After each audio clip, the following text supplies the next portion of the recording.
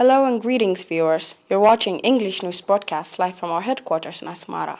It's 10:30 p.m. Saturday, October 9, and I'm the reporter Mira Mihanis with your updates, and here's a rundown of the top stories we're covering. President Isas encourages national cycling team.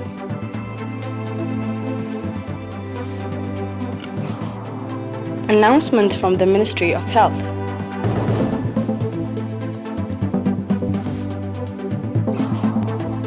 Over 50 dead, more missing after boat sinks on river in Congo. Dozens killed in suicide bombing at Kunduz Mosque in Afghanistan.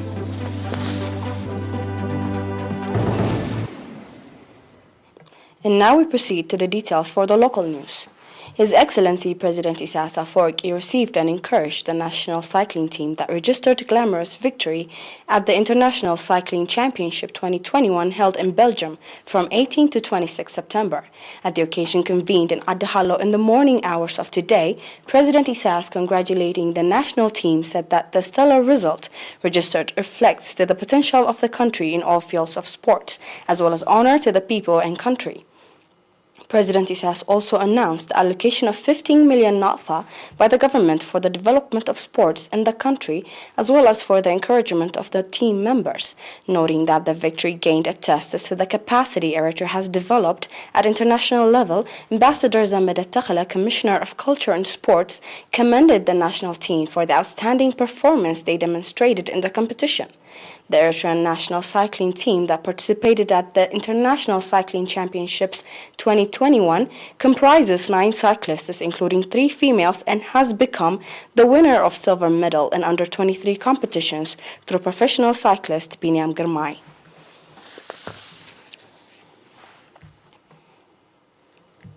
We have an announcement from the Ministry of Health. 4 patients have been diagnosed positive for COVID-19 and tests is carried out today at quarantine centers and testing stations in Asmara Central Region.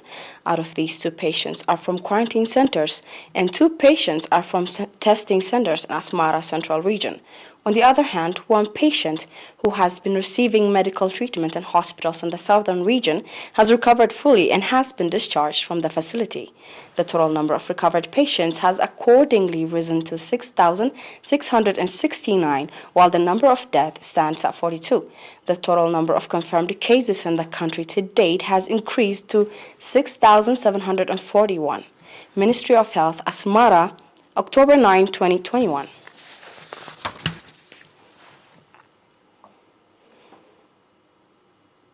The Ministry of Labor and Social Welfare branch in Barantu subzone extended school materials worth 24,000 natfa to over 450 disadvantaged students in the subzone. The beneficiary students include 229 students from Barantu and 123 students from our subzone. Ms. Hana Osman and Mr. Girmay Gabertinsay, representatives of the Ministry of Labor and Social Welfare in Barantu and Aorda subzones respectively, said that the support extended to the disadvantaged students is in continuation to the ministry that has been making to encourage the students to pursue their education without any difficulty. In related news, the Ministry of Labor and Social Welfare branch in Afabad subzone also extended school material support to 100 disadvantaged students in the subzone, indicating that the objective of the support was to ensure that all school-aged children attend regular education unhindered by socio-economic problem. Mr. Muhammad Ali Idris, head of the Ministry of Education in the subzone, called on the beneficiaries to become competitive in their education. The parents of the beneficiary students, on their part, commended the support the government has extended to their children.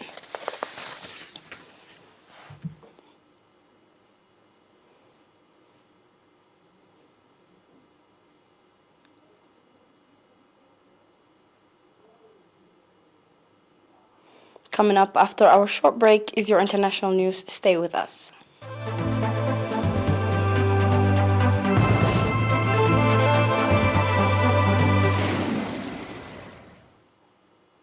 Welcome back. According to provincial authorities in the Democratic Republic of the Congo, more than 50 people have died and more are believed to be missing on the Congo River earlier this week. 51 bodies have been recovered by late on Friday from the boat that sank during the night of Monday to Tuesday, and almost 70 are believed to be missing. Nestor Magbado, a spokesman for the governor of the northwestern province of Mongala, said there were 39 survivors. The vessel was 9 traditional wooden canoes known as pirogues, all tied together, Magbado said. He also added that the accident may have been caused by overcrowding aggravated by bad weather during the night.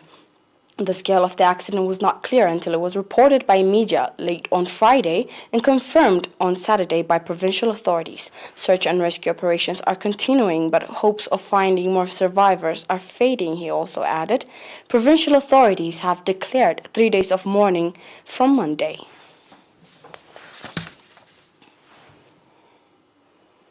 Dozens of people have been killed in a suicide bombing at a mosque in Afghanistan's northeastern city of Kunduz during Friday prayers, the country's worst attack since the Taliban took control over in August. The Islamic State in Khorasan province, ISKP or ISIS-K, claimed responsibility for the attack through its Telegram channels on Friday. In a statement released on Telegram, the group said an ISIS-K suicide bomber detonated an explosive vest amid a crowd of worshippers who had gathered inside the mosque. There have been conflicting reports about the number of casualties.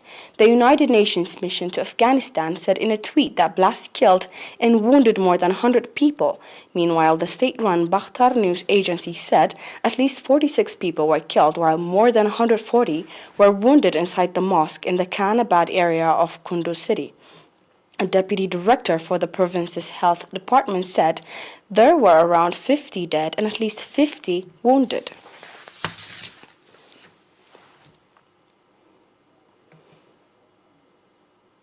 Facebook has acknowledged that its users around the world again had problems accessing its services for hours due to a tweak of its system just days after a massive outage caused in a similar fashion. Website Trouble Tracker Down Detector showed spikes and reports of problems accessing or using Facebook and its photo-centric Instagram network, as well as Messenger and WhatsApp starting about 3 hours earlier. Facebook attributed the trouble to a configuration change at its computing platform and said that it affected users of the social network and Instagram, Messenger, and Workplace globally. Hundreds of millions of people were unable to access Facebook, Instagram, or WhatsApp for more than 6 hours on Monday, underscoring the world's reliance on platforms owned by the Silicon Valley giant. Both the outage piled pressure on Facebook this week after a former employee who turned to a whistleblower accused the company on Sunday of repeatedly prioritizing profit over clamping down on hate speech and misinformation. Following is a recap of our top stories.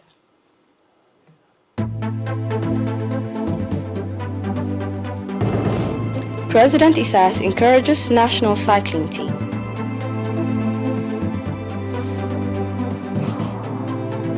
Announcement from the Ministry of Health.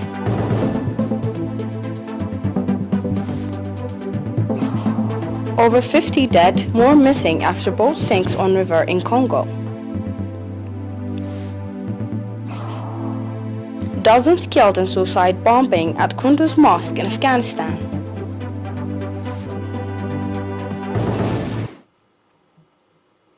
That was all for tonight. Thanks for watching. Have a good night.